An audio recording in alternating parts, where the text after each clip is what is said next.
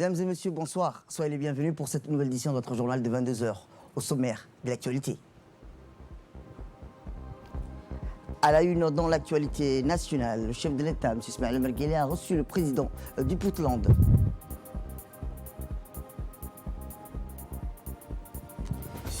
Et enfin, dans l'actualité internationale, la course au vaccin contre le Covid-19 s'accélère. Inquiétude sur une seconde vague. C'était les titres. Merci si vous nous rejoignez. Je vous le disais dans le titre, le président de la République, son Excellence Ismaël Omar Guelleh, a reçu aujourd'hui, en fin de matinée, au Palais de la République, le président de la région somalienne du Puntland, M. Saïd Abdullahi Deni, qui effectue depuis hier un séjour de travail de 48 heures à Djibouti. Plusieurs thématiques ont été abordées au cours de cette audience. L'appui que la République de Djibouti est à même d'apporter à la Somalie au regard des principaux défis à l'ordre du jour actuel, cette nation sœur a été évoquée. L'expertise et le transfert des compétences que notre pays peut partager avec le Puntland dans la quête légitime de cette région assez dotée d'infrastructures portuaires modernes ont constitué un autre volet des discussions. Lors de son audience avec le président de la République, M. Saïd Abdullahi Deni a été accompagné d'une délégation de haut niveau de son administration et composée notamment du ministre de l'Aviation et des Affaires aéroportières, M. Ilyas Lokhtar, du ministre de l'Économie et de l'Industrie, M. Abdillahi Hassan, et du conseiller diplomatique à la présidence, M. Ali Abdillahi Awale. Côté djiboutien, le ministre des Affaires étrangères et de la coopération internationale, M. Mohamed Ali Youssouf, le ministre de l'Équipement et des Transports, M. Moussa Mohamed Ahmed, le secrétaire général de la présidence, M. Mohamed Abdillahi Waas, et le président de l'autorité des ports et des zones franches, M. Aboubakar Omar Hadi, ont pris part à ces entretiens. À l'issue de cet entretien avec le chef de l'État, le président du Puntland s'est réjoui au micro de la presse de la mobilisation sans cesse continue que le président de la République et le peuple djiboutien apportent à la réconciliation somalienne. Le président Guelleh, a-t-il dit, est un fin connaisseur de la problématique somalienne et ses conseils sont toujours pertinents et propices à l'essor d'une fraternité pérenne entre toutes les composantes de la Somalie, a ensuite déclaré en substance le président du Puntland. Écoutons à présent le ministre des Affaires étrangères et de la coopération internationale, M. Mohamed Ali Youssouf, sur les thématiques qui ont été abordées au cours de cette audience entre le chef de l'État et le président du Puntland. La visite s'inscrit dans une perspective de renforcement de ces relations, d'échange d'expertise et d'informations, et surtout de contribuer, pour Djibouti, continuer à contribuer à la stabilité de la Somalie, et surtout faire en sorte que les relations entre Djibouti et le Puntland, et de manière plus générale de la Somalie, puissent aller de l'avant et être promues avec donc les meilleurs résultats auxquels on peut s'attendre.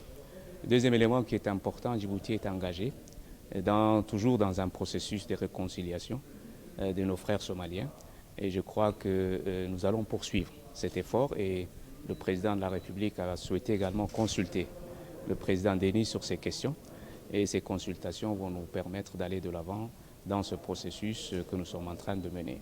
Troisième élément important, c'est que aujourd'hui, les liens entre les activités portuaires d'un pays et d'un autre sont devenus des liens très importants, dans la mesure où l'intégration passe par l'intégration des infrastructures portuaires. Et je crois que Djibouti a une certaine expertise à partager avec le Puntland. Ceci également est une des étapes, un des éléments sur lesquels les discussions vont porter. Le président Deni va certainement cet après-midi avoir une réunion de travail avec les autorités compétentes à Djibouti et pourra poursuivre donc sa visite dans le sens toujours de créer de nouvelles opportunités, d'ouvrir de nouveaux horizons dans le cadre des relations entre le Puntland et Djibouti. Sans transition, le président de la République, son Excellence Ismaël Omar Guelleh, a reçu aujourd'hui, en milieu de matinée, au Palais de la République, les lettres des créances du nouvel ambassadeur extraordinaire et plénipotentiaire de la République démocratique et fédérale d'Éthiopie auprès de la République de Djibouti, son Excellence Birhanou Tsegaye.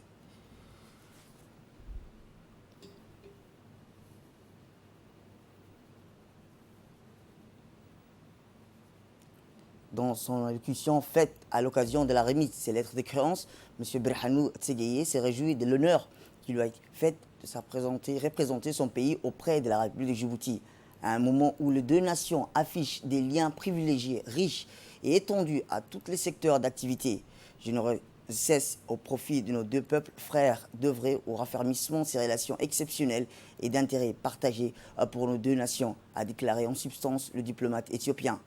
Le président de la République, son Excellence Ismaël Omar Guelleh, qui lui a aussi pris la parole lors de cette cérémonie, a tout d'abord souhaité la bienvenue au nouvel ambassadeur de la République démocratique et fédérale d'Éthiopie auprès de notre pays et a rappelé que les liens historiques, fraternels et culturels entre nos deux nations sont à l'origine de l'ambition de nos deux pays d'évoluer vers une communauté de destin régie par les principes permanents de solidarité, de fraternité et de partage équitable, a par ailleurs réitéré le chef de l'État. Le président de la République qui a promis aux diplomates éthiopiens le soutien indéfectible du gouvernement djiboutien pour s'acquitter à bien de sa mission.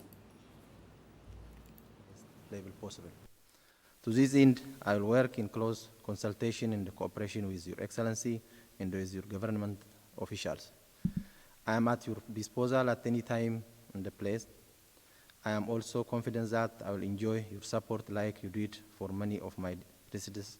For this, I can count on the support of extraordinary leadership of Your Excellency and my brother, Foreign Minister Muhammad Ali Yusuf. Your Excellency, I would like to take this opportunity to thank you and your government for the warm welcome accorded to me since my arrival to this beautiful city of Djibouti. I thank you.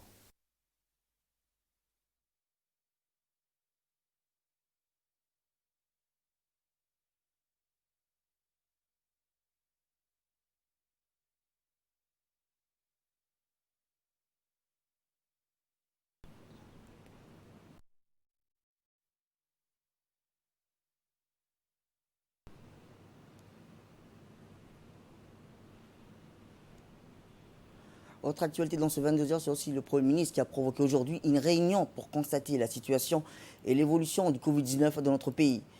La réunion a regroupé le ministre de la Santé, le chef du cabinet du Premier ministre, Ali Silay, les membres du comité scientifique sanitaire. Durant la réunion, il a été constaté que la transmission du Covid-19 est réduite drastiquement dans notre pays grâce aux efforts déployés pour la réponse face à la maladie. Les nombres des patients hospitalisés pour le Covid-19 sont presque nuls aujourd'hui. Grâce à la persévérance, néanmoins à la vigilance et le respect aux gestes barrières restent toujours d'actualité. Le suivi à domicile sera toutefois proposé pour les cas asymptomatiques. Dans la réunion, le Premier ministre a mentionné que pour qu'une stratégie adaptative et évolutive seront engagées pour parvenir à vaincre le virus dans notre pays. Autre actualité, une importante réunion de revue à mi-parcours des activités du CLE s'est tenue hier dans la salle de réunion du Centre de leadership et de l'entrepreneuriat. En présence, rappelons-le, du ministre de l'économie et des finances chargé de l'industrie, M. Ilyas Moussadawale, de la directrice générale du CLE, Mme Oubah Ahmed Malo, du secrétaire général du ministère de l'économie et des finances, M. Abdulrazak Ahmed Idriss, du conseiller principal du ministre, M. Ibrahim Hamadou Hassan, et du directeur général des fonds de garantie, M. Awad Mouti, ainsi que les cadres du CLE et du ministère. Tour à tour, la directrice générale ainsi que les cadres du CLE ont présenté durant cette réunion les activités réalisées depuis la création du CLE, mais également les principales activités programmées pour l'année 2020 et leur réalisation dans les contextes particuliers de la pandémie du Covid-19. Après la présentation du CLE, le ministre des Finances a rappelé que le cadre pour lequel il a provoqué cette importante réunion qui s'inscrit dans le cadre de la réalisation sur la bonne gouvernance des entreprises publiques. En effet, tous les établissements publics doivent établir des contrats de performance avec leur ministère de rattachement. Tout à fait autre chose, la ministre de la Femme et de la Famille, Mme Moumina Ahmed Hassan, accompagnée de l'ambassadeur de la République populaire de Chine à Djibouti, M. Rui Sheng, s'est rendue ce matin à la pouponnière d'Ariel pour remettre un don composé majoritairement de matériel électroménager, informatique et jeux pour les enfants, ainsi qu'un chèque de $20 000. Cette cérémonie de remise a vu la participation de la directrice de la pouponnière d'Ariel, Mme Safia Mahmoud, la directrice CPE, Mme Zamzam, la directrice de famille du ministère de la Femme et de la Famille, Mme Fouzia Ali, et l'ambassadeur de la Chine à Djibouti, M. Rui Cheng, a souhaité rappeler son plein engagement au service de la relation sino-djiboutienne. Et en équipement à la pouponnière d'Ariel, notamment dans le souci d'équiper son nouveau pavillon de matériel de bureau en vue d'une meilleure opération de la pouponnière dans le futur et du renforcement de ses capacités. Le présent don s'inscrit dans la continuation du soutien de la Chine à Djibouti dans les domaines de bien-être et constitue une action concrète pour mettre en œuvre l'engagement du président chinois Xi Jinping de donner une plus grande priorité au mieux-être de la population quant au développement de la coopération Chine-Afrique. Je suis fermement convaincu que, grâce à la direction de la Première Dame de Djibouti, à l'engagement continu du ministère de la Femme et de la Famille et de toute l'équipe de la pouponnière, ainsi qu'à une coopération internationale étroite, la pouponnière d'Ariel s'acquittera mieux des missions qui lui sont confiées et la cause de la protection des enfants à Djibouti se progressera de succès en succès. Pour sa part, la ministre de la Femme et de la Famille, Mme Moumina Ahmed Hassan, a remercié le gouvernement et le peuple de Chine pour ce soutien. Permettez-moi, Monsieur l'ambassadeur, au nom de la Première Dame, de vous remercier pour ce geste, pour ce don destiné aux enfants orphelins du centre d'Ariel. Ce centre existe depuis 10 ans. À la base, il était destiné pour accueillir une trentaine d'enfants. Aujourd'hui, plus de 200 enfants sont accueillis dans les deux centres, le centre de protection de l'enfant et le centre d'Ariel. Ces enfants n'ont rien à envier à tous les enfants qui vivent avec leur famille. Peut-être la seule chose qui leur manque, ce sont les parents. Mais l'amour, l'attention, la scolarité, les soins sont offerts, prodigués par des personnels professionnels et la Première Dame et notre Président veillent sur eux comme sur leurs propres enfants. Comme vous l'avez vu, ce sont des enfants épanouis, ce sont des enfants heureux, ce sont des enfants bien encadrés. Et on espère, avec ce don que vous venez de remettre, on va pouvoir continuer à offrir ces prestations de qualité à ces enfants. La République de Chine, la République populaire de Chine et la République de Djibouti, leur histoire est longue. Elle va se continuer dans le temps et elle va durer. Autre actualité nationale, le CDC de Cartesset remporte la première édition du Best Cooker. Pourtant, tout n'était pas si facile pour le nouveau champion du Best Cooker.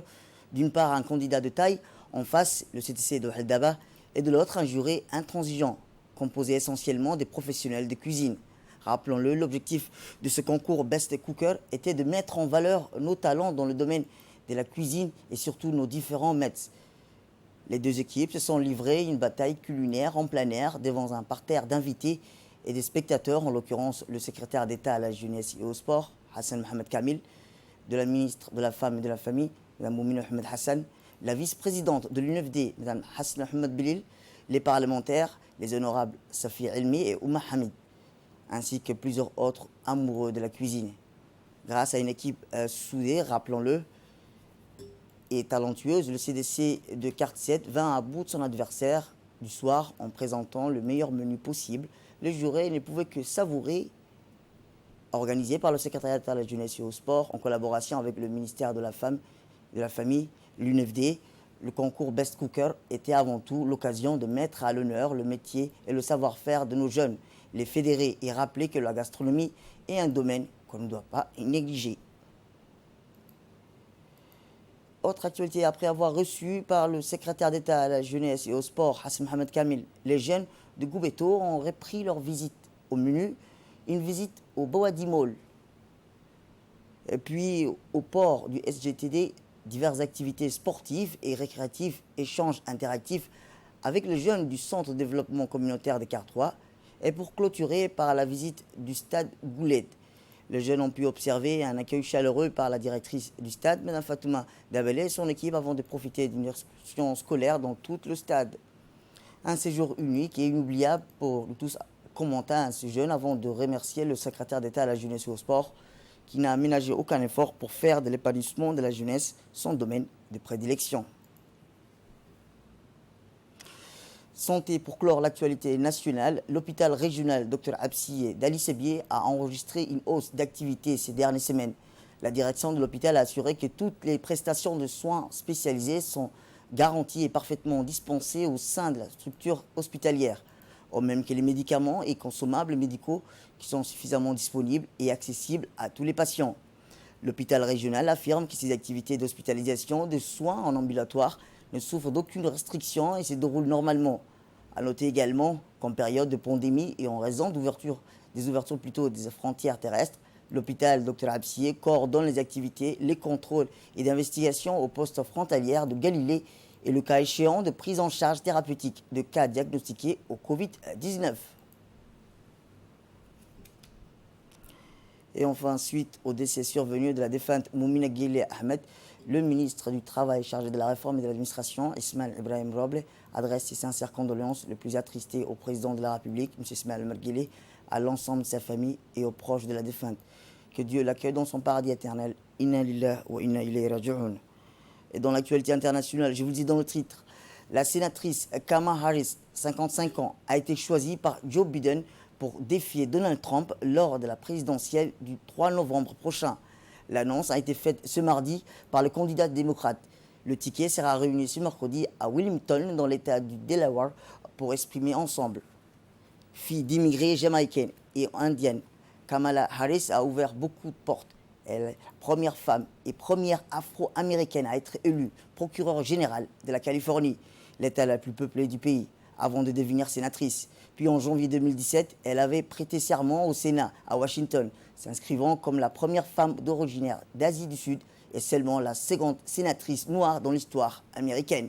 Candidate à la primaire démocrate, elle avait jeté l'éponge avant même le premier scrutin en décembre. Les appels pour que Joe Biden choisisse un colistière noir se multiplient depuis les mouvements des protestations historiques contre le racisme et les violences policières. C'est tout pour cette édition. Merci à vous de nous avoir suivis. Restez avec nous pour la suite de nos programmes télévisés.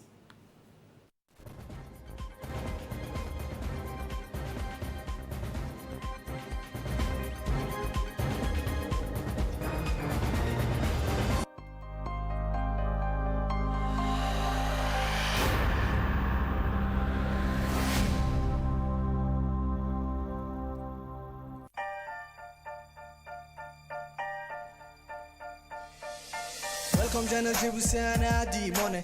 Venez dans la nouvelle ère des monnaie.